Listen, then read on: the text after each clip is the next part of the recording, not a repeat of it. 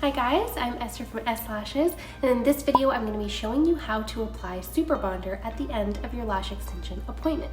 So Superbonder is a product that can be applied to help cure the lash glue very quickly, a lot quicker than it would normally on its own.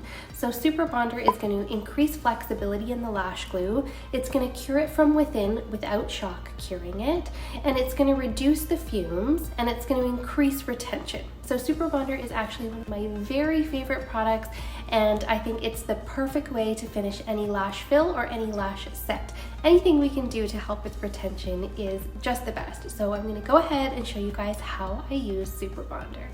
So the first thing we want to do is wait a full 2 minutes after the last lash extension has been applied before we start using Superbonder. Next, we're going to dip a clean disposable microbrush into the Superbonder and get a nice amount of product on there. Now we don't want too much product on there, so that's why I'm going to dab it together with a second microbrush to make sure that there's not too much product on there because we don't want it getting into the client's eye.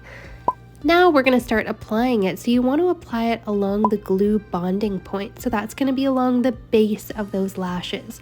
So you're going to want to go in with your micro brushes and make sure you're getting in between all those lashes and trying to get all of the areas where glue has been attached to the natural lash.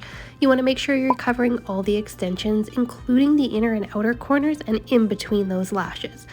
This is going to help cure that glue from within. Now we want to dry the lashes for a full 3 minutes, and then clients can get their lashes wet right away. The glue will be fully cured and they don't have to wait.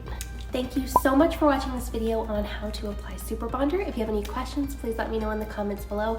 If you liked this video and you want to see more videos like this one about lash extensions, please just hit that like and subscribe button below.